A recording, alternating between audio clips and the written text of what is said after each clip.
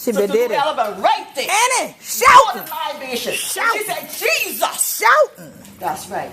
Because you see, we all connected. Yes, ma'am. And on that little place called Union Heights, Annie. They ain't forget who they are. Never. They ain't forget what they said. Tall. They ain't forget who, how, Annie. and who's their ancestor. Annie, come on with that. They remember. Girl. Everybody else thought they been cracky. Still do. Uh-oh. But we done changed that. Crack 'em. Because now the people coming asking them. Annie. Where the Gullah Geechee people at? Annie. And he right there in that little area. It been there. That little place called Union Heights. Yeah. Yeah. The little place where the little children used to run around the street and shoot the marble. Y'all remember when you used to shoot stop, yeah. I had all of different color marble in there. That's right. Okay. And when they used to play the cards at. Oh, stop, Spitz. Or Bidwist. Oh, it used to be Bidwist. Oh, stop with that. You know that. Bidwist. How much book you make? That's right. Go ahead, girl. And then he had the hike. He had a holy place. It's like they say Charleston. Charleston, holy city. Well, the hike was holy. Hallelujah. He had a joint on one corner. Stop it. And a church next door. Yeah, on top of that. Every street. And the deacon been in both. And every street. And the deacon been in both. 3 joints. That's right. One church. One was One church. July. And when you go to July on the weekend, come on now. Meeting like this. Annie. And then first been on the Lord's side. There you go. That's right. That's right now. But you know those things. That July. Yeah. And those churches on the corner. And that's something. It instilled in me.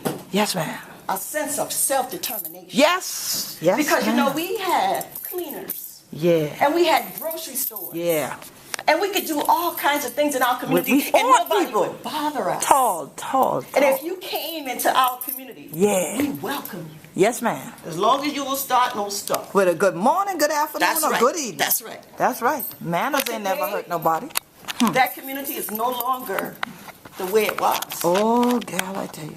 People lost the land because they couldn't pay the taxes. Yeah.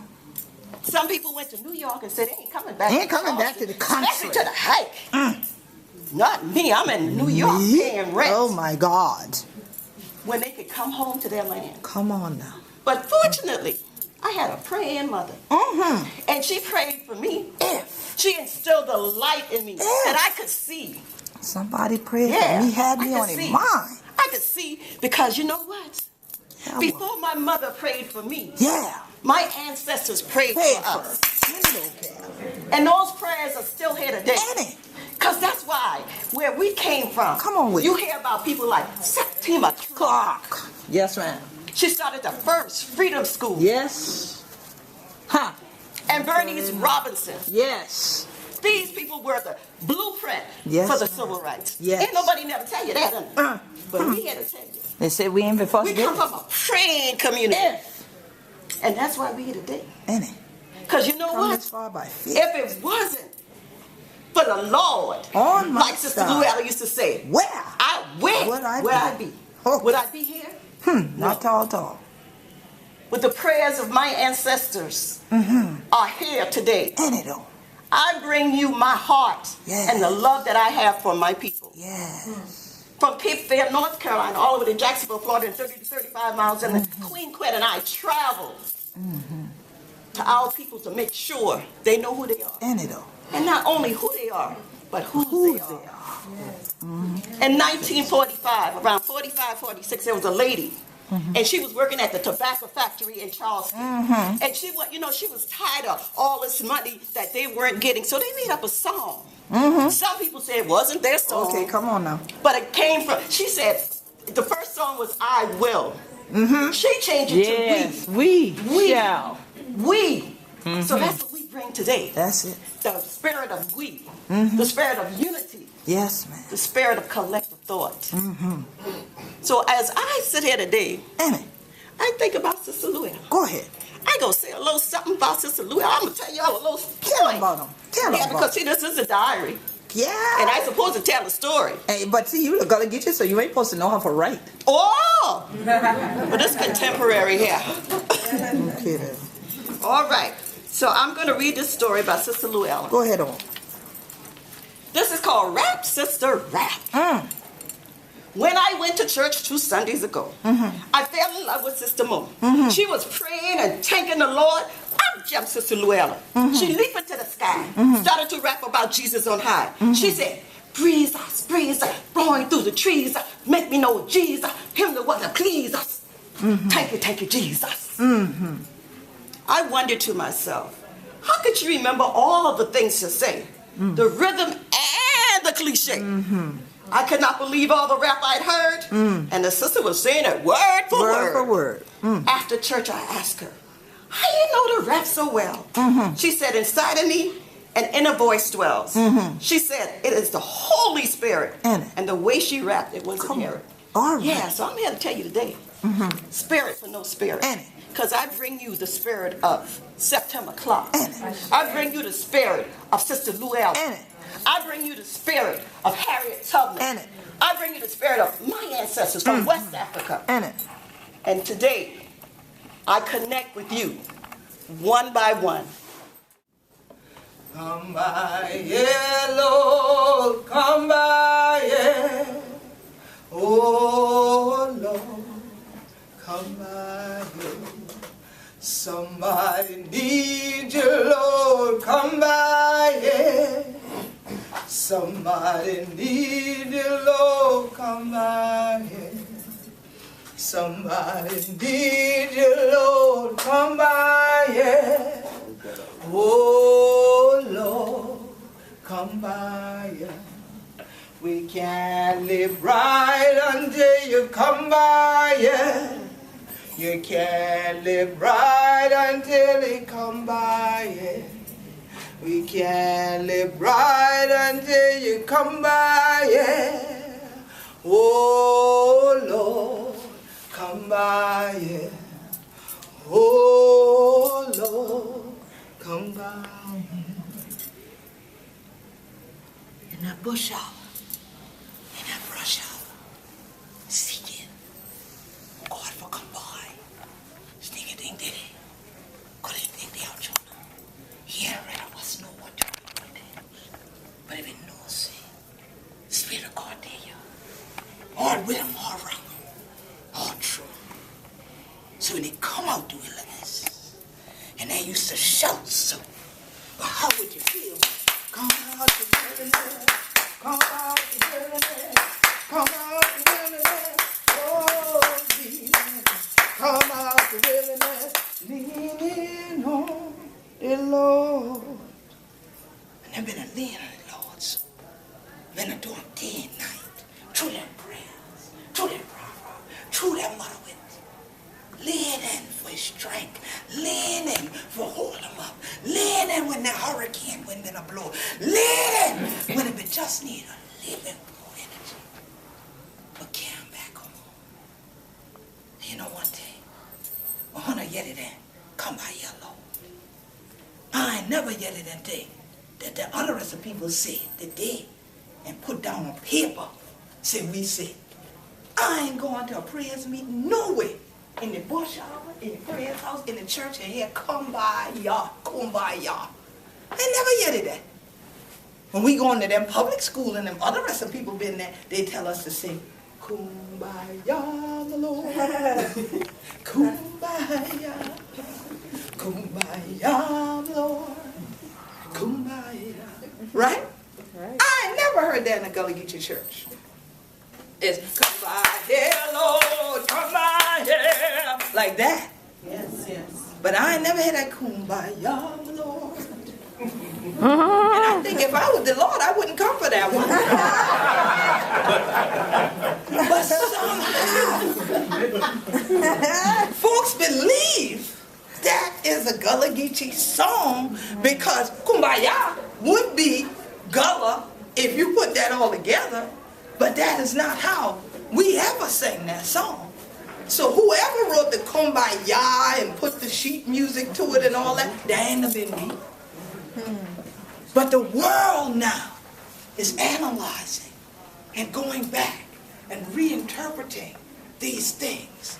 and then taking the anglicized version of something that had been Gullah, but had been altered by sometimes the Fish Jubilee singers and the others who traveled around the country. Because, you know, the way in which they articulated the songs felt so right for the audiences they were presenting to. Because those audiences then were not Gullah Geechee.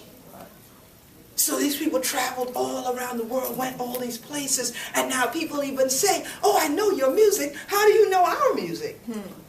They say, because we have the Fish Jubilee singers recordings. I said, for real though? I want to send them back to school, but in the Gullah Geechee Nation. Because people would never understand what it was when people called out and said, come by here, Lord, when they were running, when they were fighting, when during chattel enslavement, they knew they weren't going to stay here because this is not freedom and this is not what self-determined people do. You ain't taking my babies and selling them down the road. And you ain't hanging my man on no tree. Yeah. You gonna kill him, you got to kill me. Yeah. This is what our ancestors did, fought back in so many ways. They don't want them written down. Yeah. So they act like everybody was singing and always happy during chattel enslavement. And they make you think that if Gullah Geechees come out with shoes on, they ain't real. Just like if you're speaking to us and you speak this way, they can't be them either. But then what if you walked up to a Gullah Geechee and heard them say, ¿Cómo estás? Ah, ¿y tú? Ah, sí, sí, sí, sí. ¿Qué es el patito pum en español? ¿El patito pum? ¿En español? El tetapón. Ah, tetapón, sí. Ah, sí, claro. And then you said, wait a minute. She was speaking Spanish. But I heard potato pum. Well, how she know potato pum? Well, look, you I can crack Spanish and think like that ain't my people. How they your people? Them Spanish people ain't your people? Yeah, they are. Were they Spanish-speaking people in Mexico? Oh, that's right. Because y'all call them Seminoles. They're Gullah Geechees. And they speak Gullah with Spanish in it. And then the ones who stayed on the Texas and the Oklahoma side, y'all call them Afro-Seminoles and Black Seminoles. You know, when I say y'all, I mean the people like Marvin Delaney and the other professors that went down. But then, I know, I just pick it on him over and over. And so, but then, when they get across into Mexico, they call them Moscogo. But yet, if I said to one of my family members on the other side of the border, and I sang to them, and I sang those songs. The songs' words changed into Spanish, but the cadence is still the same. If I sung "Come by here, Lord" with them, they would sing it back to me and with me. And we started to shout. They would shout too. And we go in the bush out of brush. I said, we did that. We do too. To this day. But others have said, you're not them. But yet when I say, what is potato pum? She says the same thing. It's potato pum. But she just said in Spanish it's potato pum, not in English it's potato pum, just because of where we are. And again, bridging communication. That our people had to learn to do. That's why they speak what some call Muskogee and others call Seminole or Afro-Seminole, which really, like they tell you in school about Shakespearean English, that it was Old English, it's actually Old Gullah. And then there's Gullah, that those of us who remained in the Sea Islands and in the next speak.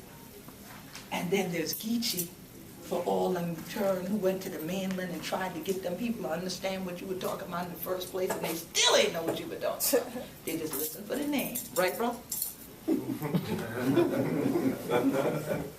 So here it is, that even in the fights, the battles, the marches, the water crossing, the bayou crossings, the enslavement block, the slave catchers, the catching, the enlisting in the army, being called scouts, then saying, oh my God, we're fighting for these people. They're the ones who want to put us back in slavery. Well, maybe we need to leave. Well, where do you leave to go? The only thing you should do is cross this river. But when we cross that river, we're in a land where these people are speaking Spanish. But now that we're here, We want to go back home. But will they let us? Do they know us? Can they communicate with us? Is there that circle of connection? So, mi hermana. Muchas gracias, Quet. Buenas tardes. Buenas tardes. My name is Elisa. I am from Mexico. And in 1997, and of course, my presentation won't be as lively. But I'll tell you a little bit the story of why am I here, why am I so honored to be here with, great women that have been role models for me for a long time. I met Queen Quet in 2007, but 10 years before that, I went in 1997 to Nacimiento de los Negros in Coahuila, in the state of Coahuila, in the border with Mexico and Texas. I was then finishing my PhD under the directorship of Marvin Lewis. We Not Marvin Delaney this time, y'all. Marvin specializes in Afro-Latin American literature, and I have made my career so far studying the literature of Equatorial Guinea in West Africa. But before I have done that, before I did that, as I was finishing my PhD, Professor Lewis told me, Teresa, you have told me you have always wanted to go and visit the Mascogos. Why don't you just take this summer and go, make sure to be able to go and look at, see what the community is doing. So I got a little grant, I went, and, in a way, getting to Nacimiento is like going to an island. Because you have to go a long way in the desert to, you have to get a ride to get to the location where the Mascogos live. The river that was, by their side, by their town, has dried out due to industries that have been developed along the border, and their agricultural businesses have died down, and their animals are dying down, and the youth are, they have to cross the border as what used to be called wetbacks. They cross the river illegally, and they just try to join the African American community on the other side of the border. Many of them go to Brackettsville, where traditionally the Black Seminoles have been established. However, not all of them do that. Some others go to other cities. What my presentation is about today is a part of my finding the line that will take me back to that cycle that will help me bring understanding for myself and for others ignorant like myself about how people make history every day. I'm not a historian, I cannot write a historiographic study, but I know about cultural studies, I know about literature, and I found some artists and some great tradition keepers among the Black Seminole women.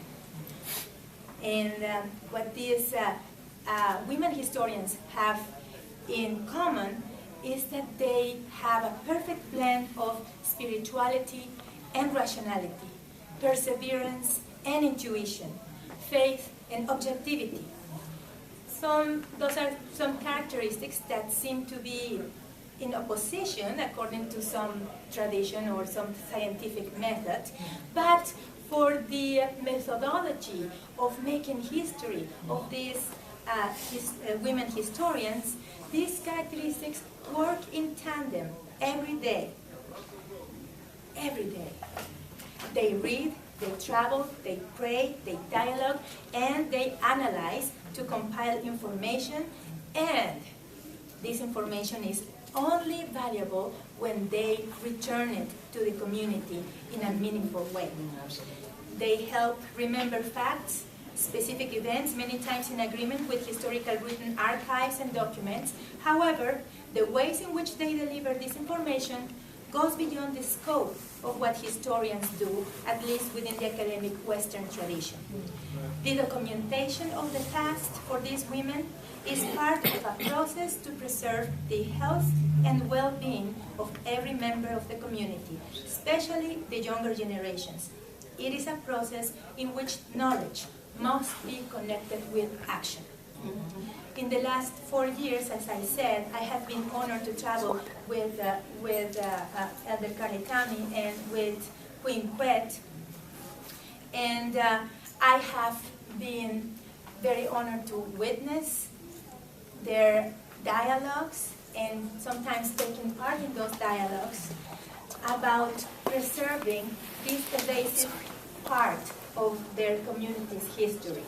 That of the connection between the Gullah Geechee nation and the Black Seminoles in Mexico, in Texas, and in the Bahamas, passing through Oklahoma. Until now, the connections presented by historians about this diaspora have focused on the past.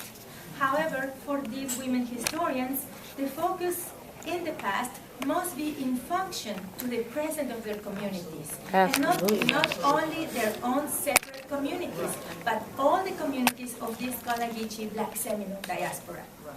The interest of these women historians is the community's well-being, an objective that is based on a shared historical past as much as in a shared set of cultural and religious values.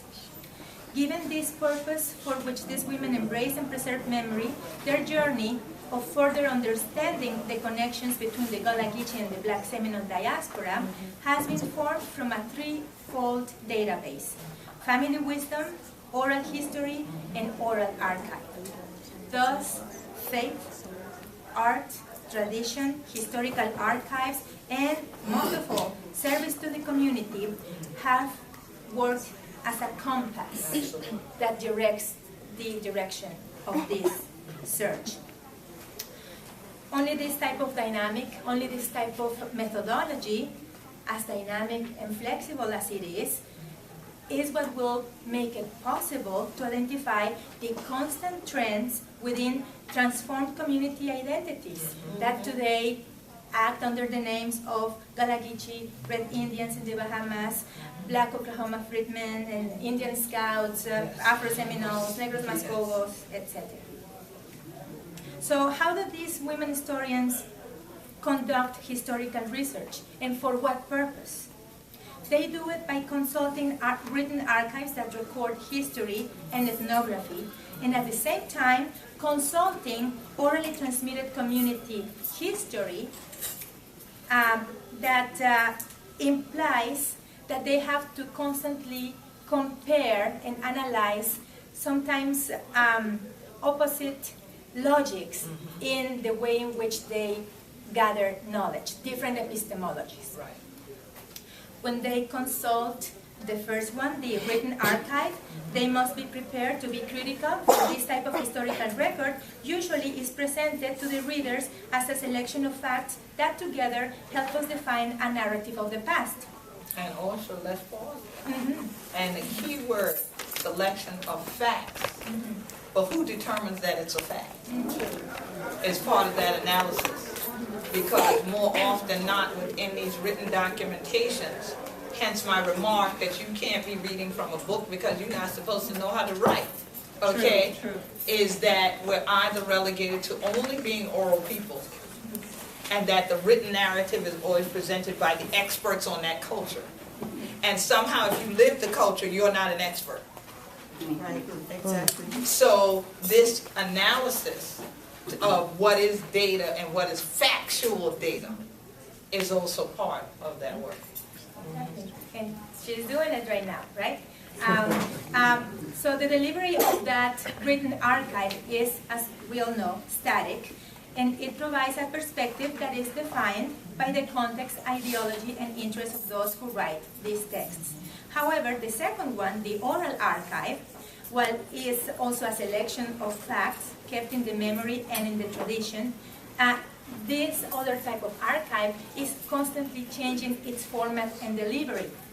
Consulting this type of oral archive requires the identification of characteristics or patterns and understanding how they have changed through historical events, distance, and time.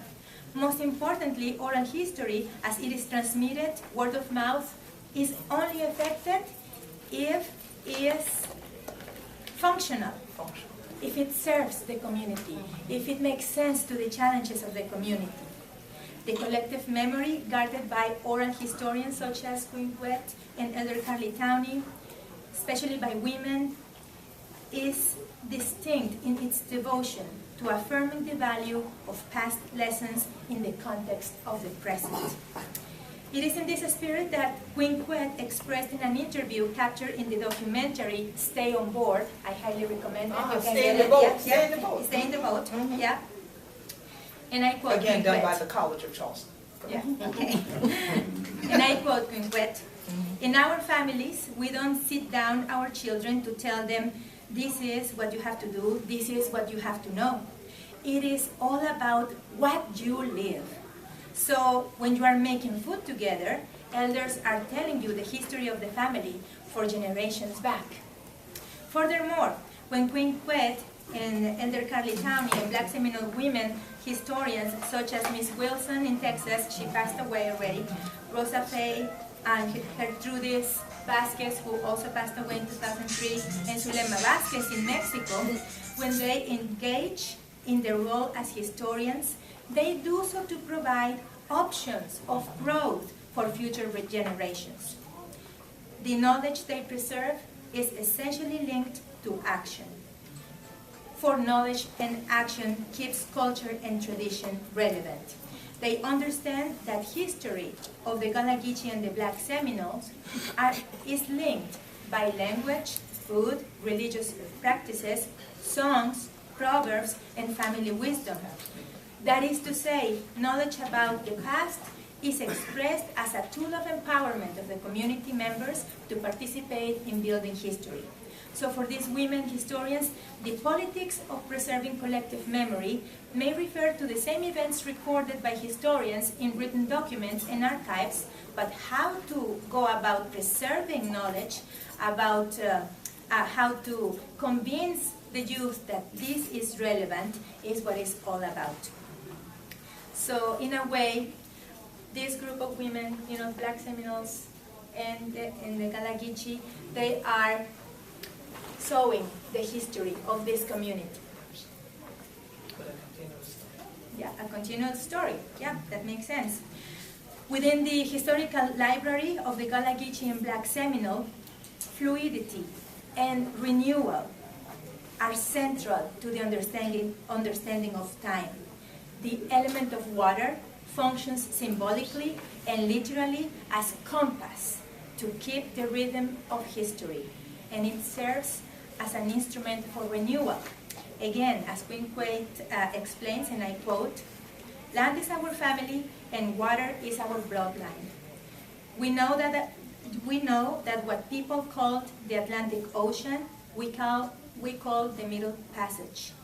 Our ancestors had made it across the Middle Passage, then survived the pestilence houses at Sullivan's Island in South Carolina, then they had to be able to endure and survive an auction block in downtown, and then endure chattel slavery itself, and after that they had to survive Reconstruction, and after that Jim Crow and segregation and all these things.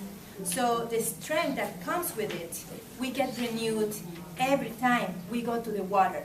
The water is not for us recreational. It's a spiritual journey. It's a spiritual connection." End of quote. Water is a symbol in the historical narrative proposed by Queen Quet, which calls for a change in the perception of the geopolitics of knowledge of the island. It rejects the impositions of economic and political structures on the island and proposes instead a constant source of renewal and affirmation. According to sociologist Catherine Walsh, I quote, "To speak of geopolitics of knowledge and the geopolitical locations of critical thought is to recognize that in most places in the globe, what continues to predominate are Eurocentric modes of thinking. For intellectuals whose thought found its base and reason in black struggles, the hegemony, universality, and violence of such thinking must be confronted, and a different thought constructed and positioned from the histories and subjectivities of the people." People come to Charleston, they come to St. Helena Island and Beaufort, and if we look like this, we're fine. But if we don't, then they can't see, they can't hear, they can't think, you can't be. You can't be any of these people that are these traditions keepers. You cannot be the Gullah Geechee. By the same token, you cannot be the Muskogee and come out in regular modern day clothing and present at a festival and say you're them. You have to have an apron. You have to have your head tied. And if y'all don't remember how, what ended up happening was photographs were taken by anthropologists down there of really what was Aunt Jemima, was the mammy character, and given to them and said, this is how African American women during enslavement dressed. So when we now talk about this violence of language, this abuse, this suppression, this continues, and unfortunately continues at the hands of many of our own people, because instead of them believing the people who lived the story, that we do wear other clothes, that if I was going out, I wasn't wearing no apron, that we have shoes, and we do wear shoes, and at St. Helena Island, I'm a native of, we taught shoe lasting while the Civil War was going on, so why the blazes would we give away all the shoes and don't wear none? But Hollywood has depicted the African American of the South as ignorant, has depicted the women of the South as only baby makers and housekeepers, not as traditions keepers, not as people who are educated and historians, not as those who bring forth the baby, shake the baby, catch the baby, carry the baby, and take care of the baby and raise the baby. And to raise somebody right, you got to teach them more than how to cook the pot. Right? Right? You got to know a little bit more than that. And you got to know, as they taught us, it's a time and a place for everything.